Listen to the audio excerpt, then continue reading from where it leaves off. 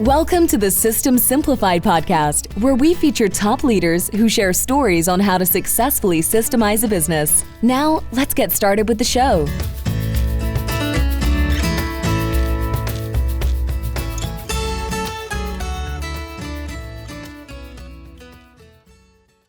Hello, Klevit here, the host of the System Simplified podcast, where I feature top founders, entrepreneurs, and thought leaders about systematizing a business.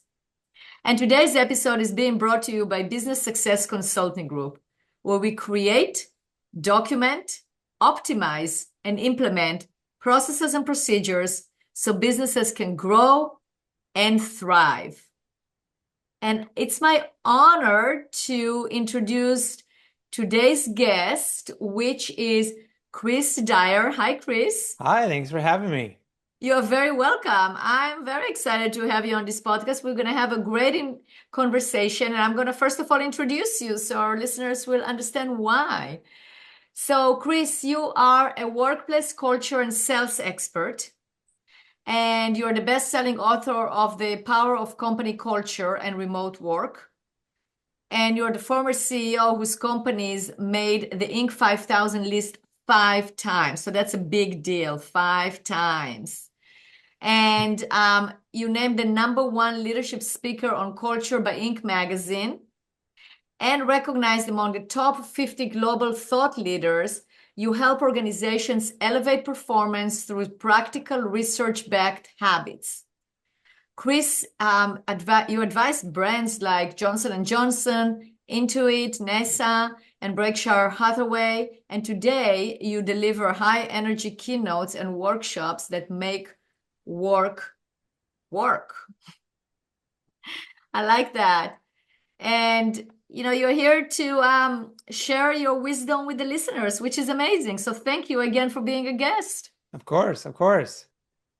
So Chris, tell us your story a little bit. I mean, I read it in the bio, but 5 times Inc. 5000, different companies, and then you exited and now you're helping others. So tell us briefly your story and your journey.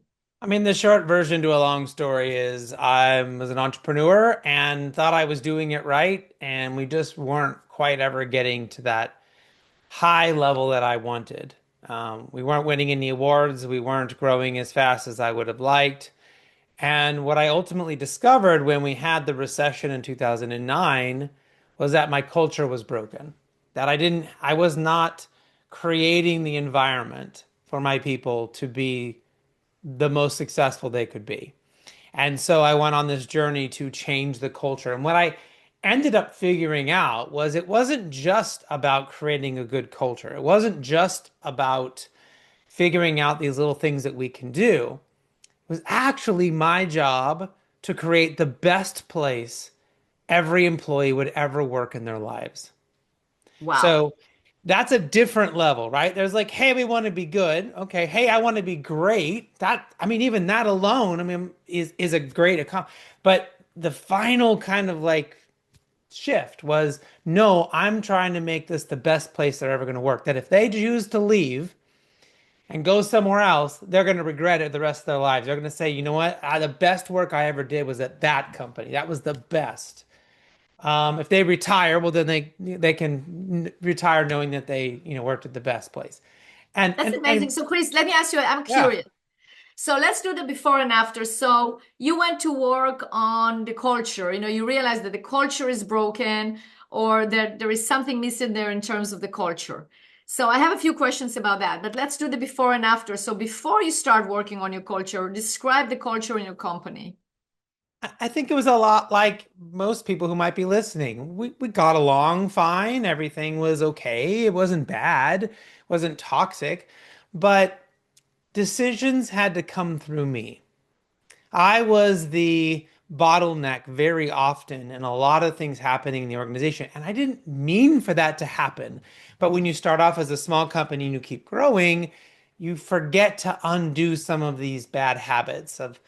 And so essentially everyone would kind of come to me for that final approval, that final thing, or they would leave it to me to come up with the ideas and to make the decisions. And I had kind of trained them for that. And what I hadn't realized was that if people were empowered to make decisions, if people were encouraged and really rewarded for coming up with new ideas and being innovative and like we were totally cool with, hey, let's go try that. Let's run that experiment. Let's see if it works. Instead of, oh no, no, we don't want to mess anything up. We don't want our clients to be mad. It was like, no, I'm okay pissing off two clients if that means we might find something that's going to make 100 clients happier. And so it was like that kind of shift that I had to figure out, so we So weren't. fast forward, like after you made the shift, like what described the culture? What was that, what did that look like? So I'll tell you, in 2009, when we were up against maybe having to lay a lot of people off or even not survive because the recession had hit us so hard, I was standing around asking everyone for ideas and I got nothing. And I was so frustrated. But then I realized like I was the problem. Like if this was my fault. I had created this culture. So if you want to fast forward, here we are entering into COVID, and I'm thinking to myself, here we go again. We're back into this big, giant moment of financial and life insecurity and uncertainty and everything happening. And so in 2009, I kept calling meetings. I called my senior team in, I got nothing. I called all of my leaders in, I got nothing. I called my whole company together, I got nothing. And I'm about to call my senior team in for a meeting, again, thinking we're going to start this whole thing all over again. And then I got a message on my Slack program. And it said, "Hey Chris, are you available for a meeting today at, 1 o'clock?" Okay. And they go, "We have some ideas." So I went to the meeting at 1 with 5 people who I never told to go come up with ideas about COVID. I never told them it was there. And this was just something that 4 or 5 people had gotten together and said, you know what? We could do something different with this. Now with COVID, like the company needs a shift. So here we went from I have to be the idea person and no one else is helping me to I'm being called to a meeting and they had 3 really good ideas. One of them we actually executed on. We were the very first company to be able to sell COVID tests directly to consumers in their homes. We got that. We were doing that before they were actually in CVS and they actually got mass production and were put in. Like we were kind of filling a gap temporarily and made a lot of money doing that up until it got into the larger, kind of CVS's and Walgreens and things like that. So So really what I'm hearing is that the difference here is the accountability and the ownership. So you created a culture of ownership, a culture of it's okay to solve problems and we should solve problems. And what do you think and how we can make things better? I mean, that's what I'm yeah. hearing in terms of the shift. How did you make that shift? Like what did you actually need to do to move from this culture that you had in 2009 to the culture that you start having that you described during the pandemic? I mean, there's a lot of things, which is why I've written a few books because, there's a lot of little experiments and things that we did and things that worked and things that didn't. I'll tell you probably 2 things that will be really helpful for people who are listening, things they can actually do today. The first thing was for an entire year, I did not make a decision for anybody. They would come into my office. Had been trained. Again, I didn't mean for this to happen, but here they come walking into my office and they're saying, hey, how do you think we can solve this problem or what can we do? And instead of me giving them the answer, even though I knew the answer sometimes, I would say, what do you think? What do you think we should do?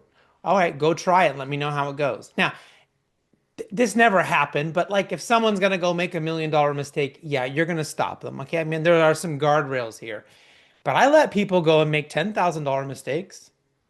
I let them go and do stuff I knew was never going to work and was going to be a waste of money so that they could learn. Because the next time it happens, or when I'm on vacation or I'm not available, I need them to know how to think about making these decisions and understand what's actually going to work. So for an entire year, I'm not giving them the answer. And they're frustrated in the beginning. Again, they're so used to just coming to me and saying, tell me what to do, tell me how to fix this, and I would come up with something and they would go do it. But that's not helpful because I'm only one brain. And even though I'm sure I have some good ideas occasionally, they as a whole have far better ideas. We're using the power of the crowd essentially instead of just me as one person, you know? Um, we very often make the mistake that, like, let's say Steve Jobs was some amazing, a thinker, and he did very specific things right, but he had incredible teams around him. And everyone forgets about how all these hundreds of amazing top people were around him, bringing him fantastic ideas. And yes, and maybe he navigated that really well. Maybe that was his superpower. But he did not come up with all of those ideas that drove Apple. Some, but not all of them. And we need that. So that's one. The second thing they could do is start saying yes to everything. And then that's really scary. So here's the rules. Don't tell anyone you're going to do this. Keep this to yourself. And you can say yes and yes but. So every time someone comes to you with a question, with an idea, some version of yes, that should be your answer. Like, sure, let's give that a try. Or, I love that idea. Why don't we bring the team in? Let's talk about it. Like, just that idea of like, hey, I'm gonna let you've been brave enough to come in my office and bring me this idea. I'm not gonna stop Push you. you away. Yeah. I push you away. I'm gonna let that energy keep flowing into something, and then you're gonna keep bringing me more ideas. And what I learned is that in the beginning, their ideas are pretty stupid and they suck and they're not very helpful. But the fact that I'm allowing them to practice that, they suddenly get a lot better, Yeah. like way better than I ever thought they could have.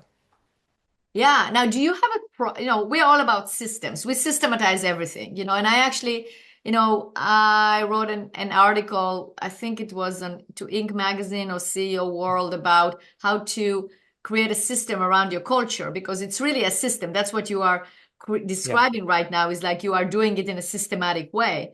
So was there a point where you decided to create a system on how to bring ideas to you? Like, is there a system? Like, you should, because, the worst thing is somebody, oh, I have a bright idea, Chris, we should now, do this and this and that without anything concrete to back it up. So there is just like, this bright idea, but with no even a plan on how to execute or why. So do you have a specific system of how you recommend that people bring ideas to you? Well, overall, the system that we put in for the company is is the 7 pillars of amazing culture. And that was really the premise of my first and third book. And this came from our experience. This came from validated research from Walden University. And this also comes from my work with other companies, and also from hundreds of podcast interviews with top leaders around the world, where essentially I'm hearing the same 7 things from them. What Now, are the 7 things? Let's rattle off the we'll 7 rattle things. them off because they were never saying like they would give me one thing that their company did really well. But I was hearing, them repeat the same 7. So it's transparency, Transparency, positive leadership, positive leadership, measurement, measurement. I like that one. yeah, Yes. uniqueness. Uniqueness. We have listening, Okay. recognition, Okay. and mistakes. How we deal with mistakes. So we have to be really good at those 7 things. And I don't know if one of those would be interesting you want to dive into, I but want to know about uniqueness. okay. So uniqueness is kind of shows up in a couple different ways. It shows up in our ability to be able to demonstrate who we are and what we do out in the marketplace. So uniqueness shows up in marketing. So if your company wants to be good, you better know how to like talk about what the heck you do. I give the funny example in my book. What if you were selling those little yellow #2 pencils to schools, right? I mean, like they're all the same thing. They're all yellow. They all have lead. They all have an eraser. How could you possibly differentiate yourself if you're selling the same highly commoditized thing that everyone else is? And there are ways to do that. How we do it, where we do it, what our belief system is. You change the eraser to a different color. Like, there are ways for you to differentiate yourself. Well, you sell it with a smile. That's a uniqueness, as opposed to maybe the other salesperson is totally grumpy. That is culture. You Yeah. see, that is definitely, I agree with that. What is our uniqueness in terms of our culture, that even though we are providing the same commodity or the same service, it's still different. Yeah. Uniqueness also shows up in how we interact with our coworkers. So if we are focused on what makes us the same, and we are focused on trying to find other people who fit our culture, who are just like somebody else. Oh, I used to work with Tom. Tom was my favorite coworker. Let's hire someone just like Tom. We get ourselves into this problem where we don't, suddenly the ideas and suddenly the culture gets stale. Mm-hmm. And what we need is to focus on what makes each person unique. What makes them special? What are their talents? What are their things they do really well? And when I got curious about that, I figured out there was people in the wrong departments. I had people that should have been in sales and salespeople who should have been in customer service and accounting people that should have been in marketing. Like I'm like, what do you mean your background was this? Like, how did you end up in this department? And they were like, well, just there was a job opening and I wanted to work here. And I'm like, okay, but your superpower is selling. Why are you doing bookkeeping? Like, so when we talked about that and we were really curious and excited about what made each person unique and special and what their strengths were, that allowed us to always be really helping the employee elevate themselves in the organization over time. Yeah. So it seems to me like you're really interested. You're interested in people you work with. You are interested in the organization. You're interested in making things better. You just care as opposed to just come to work and not care. So that seems to me like a common denominator of what you are explaining here. Yeah. Yeah. And then you mentioned remote work as well. So do you feel like you had to make some adjustments in the culture for remote work? Yeah, so with remote work, really what ends up happening is that I think there's sort of two things that are important here. Remote work is actually a better system, and I think for us it allowed us to outcompete our competitors on a regular basis because I could hire people all over the country. You know, I didn't have I'm in Orange County, LA. Like if I want to hire a head of marketing, it's expensive. I'm going to spend 250, maybe $300,000. I get that same person in no offense to Kansas, but in Topeka, Kansas, I might only pay 150. And it's the same person, same, college, but their cost of living is different. Yeah. And so remote work allowed us to be far more competitive and agile and all of that. But it's a little harder to do remote work when it comes to the culture stuff. You have to be more intentional. And so what I found was that our meetings had to be spot on. Our meeting culture had to be world class. So we were never in meetings that were a waste. We constantly audited our meetings. We came up with special meeting types so people knew what their roles were. We came up with special ways for people to bump into each other, to collaborate, because you lost that in-person stuff. We lost the water cooler talk. But how do we recreate all of that? And when we did that, and that was the source of the reason for my second book, was really sharing what those lessons were for remote work. Interesting. So you go around and you now lecture and talk to organizations about that and culture and how to build an awesome culture. Yeah, exactly. That's amazing. So Chris, if people want to know more about you, reach out, read your books, book you for a speaking engagement, how can they do that? You can go to my website, chrisdyer.com. Happy to engage with anybody there. Always happy to connect with people on LinkedIn or TikTok or Instagram Reels. Wherever you hang out on social media, I'm probably there. But if you'd like a free little guide, I talked about those special meeting types. I've got a little list of all those different meeting types. I've got a list of 25 questions you could go back and ask your people right now and get some conversation going. You can text 33777 and then that's the number, and then the message is just Chris, and it'll immediately send you back that PDF for free. That's amazing. That is really amazing. So I encourage our listeners to do that. And thank you, Chris, for offering it. It's great. And thank you for being on this podcast. This has been amazing and a great conversation, and on a topic that is so important, because culture, what's more important than culture? Right. Absolutely. So thank you very much. Thank you.